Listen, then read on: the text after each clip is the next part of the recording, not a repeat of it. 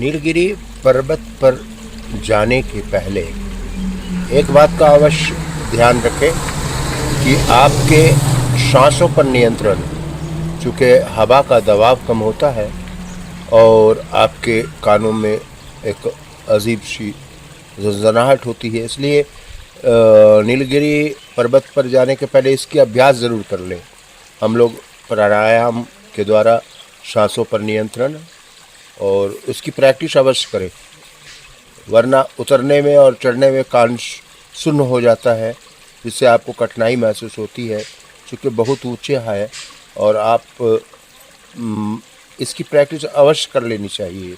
इस बात की ध्यान रखनी चाहिए कि सांस में थोड़ी कठिनाइयाँ हो। नमस्कार, अभी हम 8,600 फीट के ऊपर नीलगिरी पर्वत के शिखर पे है। आपको हम इसके बारे में बताएंगे ढेर सारी बातें, लेकिन नीलगिरी का नाम कैसे पड़ा, इसकी प्राचीन महत्व कैसे है। हालांकि मान्यता यहाँ दिव्य और आध्यात्मिक है। आप सारे हमारे हिंदू ग्रंथ के में चर्चाएं हैं इस नीलगिरी पर्वत का। आप देख रहे हैं ये नीलगिरी पर्वत के सबसे ऊपर शिखर पे है हम, और इस नीलगिरी को आध्यात्मिक साधना केंद्र भी मानते हैं और इन्हें देवताओं का वास मानते हैं। हम लोग कैलाश पर्वत पे पूजा शिव की करते हैं। यहाँ शिव जी और विष्णु जी का वास है, ऐसा यहाँ के लोगों की मान्यता है। इसलिए इसको पहाड़ के रूप में नहीं देखा जाता, इसको देवताओं के वास के रूप में देखा जाता है। इसलिए इस पहाड़ की बहुत मान्यता है और पहाड़ काफ़ी पूजनीय है। इस नीलगिरी पहाड़ पे आप बहुत सारी चीज़ें पाएंगे। नीलगिरी पहाड़ का नाम कैसे पड़ा, यहाँ के प्राचीन लोग अपने उम्र की गिनती नीलगिरी पहाड़ के फूलों से करते थे। बहुत सारी बातें हैं जो हम आपको आध्यात्मिक स्रोत के बारे में बताएंगे, इसकी प्राचीन महत्व के बारे में बताएंगे, और आगे आगे हम लोग बहुत सारे स्पॉट पे अभी जाने वाले हैं, जिसकी वीडियो हम आपको ज़रूर अपलोड करेंगे। हम तो देख ही रहे हैं, आपको भी हम दिखाएंगे। और इसकी हमारे गुरु निरंजन सरस्वती कहते हैं, प्राचीन जीवन पद्धति में योग का महत्वपूर्ण योगदान रहा है। प्राचीन जीवन शैली में योग का बहुत बहुत महत्वपूर्ण स्थान रहा है। और योग की ह्रास होने के बाद हमारे भारतवर्ष में खुशहाली समाप्त हो गई। आप बहुत प्राचीन अध्ययन करेंगे तो आप पाएंगे कि हमारे भारतवर्ष काफ़ी खुशहाल था, चूँकि जीवन पद्धति योग की थी, जीवन शैली योग की थी। और ये आपको हम लाए हैं प्राचीन चीज़ दिखाने। ये नीलगिरी पर्वत को आप देख पा रहे हैं, इतनी भव्यता, इतनी दिव्य शक्ति, इसमें दिव्यता जो आपको दिख रहा होगा। हमारे सारे पीछे के बैकग्राउंड में आप देखेंगे, आप सारे पर्वत को पीछे आप जो देख पा रहे हैं, ये एकदम उच्च शिखर है। उच्च शिखर जो समुद्र तल से 8,600 फीट के ऊपर है, जहाँ से हम आपको दिखा रहे हैं। ये नीलगिरी पर्वत देवताओं का वास स्थल है। इसकी धार्मिक काफ़ी मान्यता है।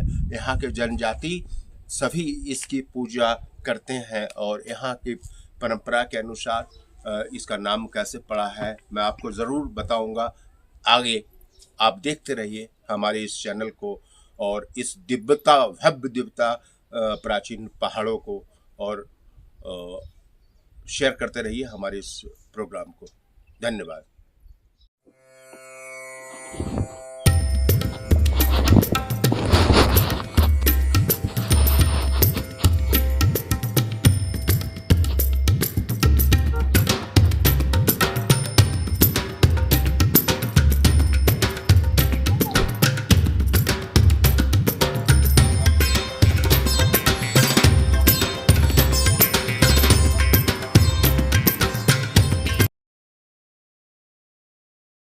नीलगिरी पहाड़ों का धर्म से गहरा संबंध है, क्योंकि इन्हें कई संस्कृतियों में पवित्र माना जाता है। खासकर हिंदू धर्म में, जहां इन्हें शिव का निवास जैसे नीलगिरी पर्वत और विष्णु नीलमाधव से जोड़ा जाता है, वहीं स्थानीय जनजातियां जैसे टोडा पहाड़ों को देवताओं और पवित्र स्थानों से जोड़ती हैं, जहां उनके अपने देवता और अनोखी प्रथाएं जैसे और इनकी लोक कथाएं पहाड़ों को दिव्य शक्तियों से भर देती हैं। हिंदू धर्म और पौराणिक कथाएं।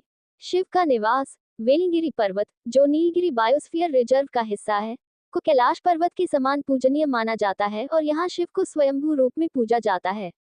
नीलमाधव पुरुषोत्तम क्षेत्र के नीलगिरी को भगवान विष्णु के दिव्य रूप भगवान नीलमाधव का निवास स्थान माना जाता है और यहीं से श्री जगन्नाथ मंदिर की परंपरा शुरू हुई। तीर्थ यात्रा पद्म पुराण जैसी कथाओं में नीलगिरी पर्वत की यात्रा को सच्ची भक्ति और आध्यात्मिक साधना का मार्ग बताया गया है। स्थानीय जनजातियां और आध्यात्मिकता। टोडा लोग पहाड़ों को पवित्र मानते हैं और देवताओं से जुड़ते हैं। वे भैंसों की पूजा करते हैं और धार्मिक अनुष्ठानों में पहाड़ों से जुड़े देवी देवताओं को पूजते हैं।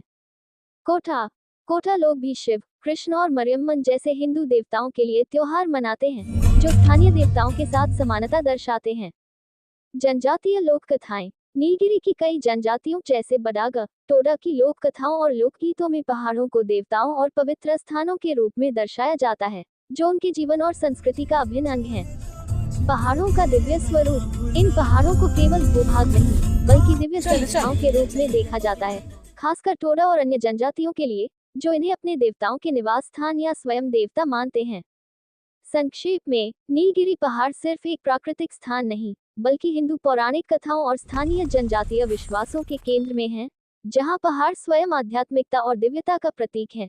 थियना दक्षिण भारत के पश्चिमी घाट में पाया जाने वाला एक खास फूल है, जो हर 12 साल में एक बार खिलता है और पहाड़ियों को नीले बैंगनी रंग से ढक देता है, जिससे नीलगिरी पर्वत को अपना नाम मिला है और यह अपनी दुर्लभता और औषधीय गुणों के लिए जाना जाता है, खासकर मुन्नार और नीलगिरी क्षेत्रों में।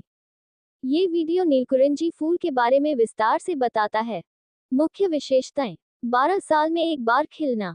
ये फूल एक प्लीटेसियल पौधा है, जो जीवन काल में केवल एक बार खिलता है और फिर सूख जाता है, जिसके बाद इसके बीज से नई पीढ़ी आती है।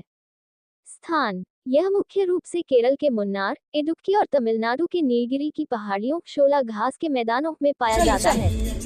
रंग। खिलने पर यह बैंगनी नीले रंग का होता है और मलयालम में नीला का अर्थ नीला होता है, जिससे इसका नाम पड़ा है। इसका वैज्ञानिक नाम स्ट्रोबिलैंथस कुंटियाना है और ये स्ट्रोबिलिंथिस वंश से संबंधित है। इसका खिलने का समय आमतौर पर अगस्त से नवंबर के बीच होता है और सितंबर-अक्टूबर में यह अपने चरम पर होता है। नीलकुरिंजी से बना शहद बहुत खास और औषधीय गुणों से भरपूर होता है, जो लंबे समय तक खराब नहीं होता। ये स्थानीय लोगों पालियन को इसकी आयु का अनुमान लगाने में मदद करता है।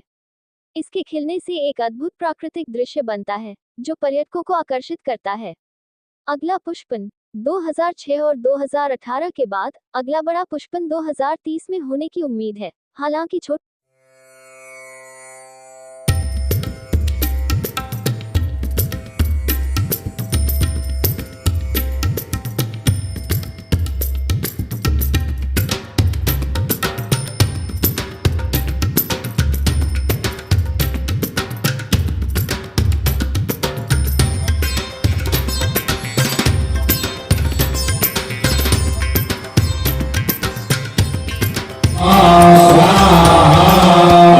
हरिओम दर्शक, मैंने आपसे बताया था कि हमारा एक चैनल परमहंस स्वामी सत्यानंद जी, परमहंस स्वामी निरंजनानंद सरस्वती जी के आशीर्वाद से हमने लॉन्च किया था, जिसका नाम है योगा संस्कृति।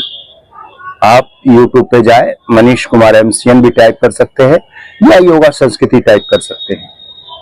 आप उसमें पाएंगे कि हमने एक योग निंद्रा का सभी जनमानस के लिए एक वीडियो अपलोड किया था, जिसमें 3 लाख लोगों ने अभी तक लाभ उठाया।